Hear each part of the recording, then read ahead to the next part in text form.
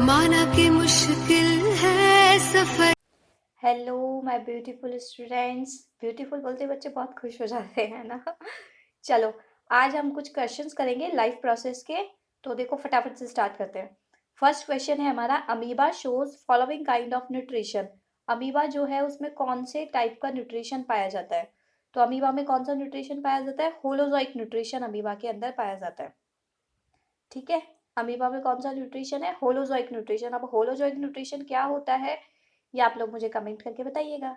देखिए question second, the process by which blood is cleared of metabolic waste in case of kidney failure is called. कि जब अगर किसी patient की kidney fail हो गई है, किडनी फेल मतलब किडनी ने काम करना क्या कर दिया, बंद कर दिया। ऐसे नहीं किडनी कितने नंबर से फेल हो गई, ठीक है। तो अगर किडनी की जो फंक्शनिंग है वो स्टॉप हो गई, तो हम कौन सी प्रोसेस से ब्लड को क्लियर आउट करेंगे? मतलब ब्लड के अंदर से जो भी मेटाबॉलिक वेस्ट है, नाइट्रोजनस वेस्ट है, उसको आप कैसे फिल्टर करोगे?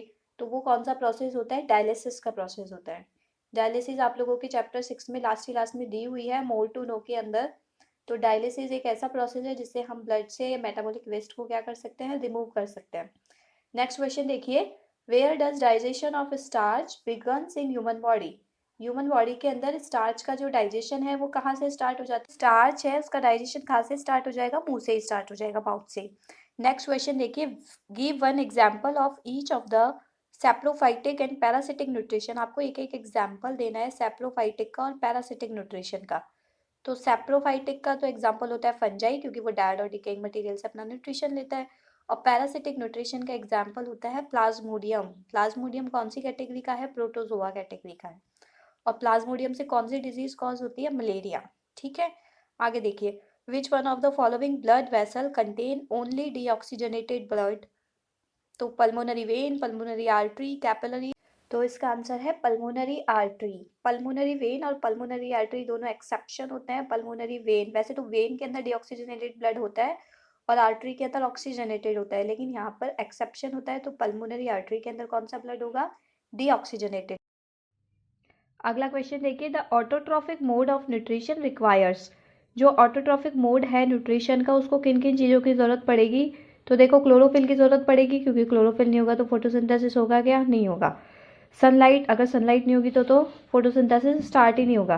तो सनलाइट भी क्या है? यूजफुल फैक्टर है। CO2 और H2O, अगर हम फोटोसिंथेसिस की इक्वेशन देखें तो वो स्टार्ट ही कहाँ से हो रही थी? 6CO2 + 12H2O।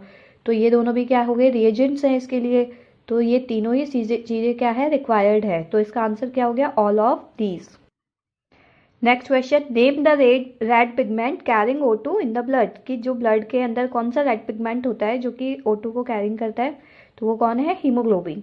अगला, the filtration units of kidneys are. जो किडनी है उसकी फिल्ट्रेशन यूनिट्स क्या होती है? किडनी की स्ट्रक्चरल और फंक्शनल यूनिट क्या है? नेफ्रॉन्स। तो answer is nephron. Next question, name the plant tissue through which H2O and minerals are transported in plants. कि प्लांट के अंदर ऐसा कौन सा टिश्यू है जो कि वाटर और मिनरल्स को क्या कर रहा है? ट्रांसपोर्ट कर रहा है। तो आंसर इज जाइलम, क्योंकि फ्लोयम तो किसको करता है? फूड को।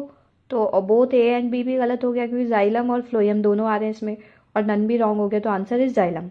Last question, during contraction of the heart what prevents backflow of blood. Backflow मतलब कि जो ब्लड एट्रियम से वेंट्रिकल के अंदर आ रहा था जब हार्ट पंप होता है, तो वेंट्रिकल से वापस से वो एट्रियम में क्यों नहीं जाता? बैकफ्लो क्यों नहीं होता? क्योंकि हमारे हार्ट में क्या पाए जाते हैं? वॉल्व्स पाए जाते हैं।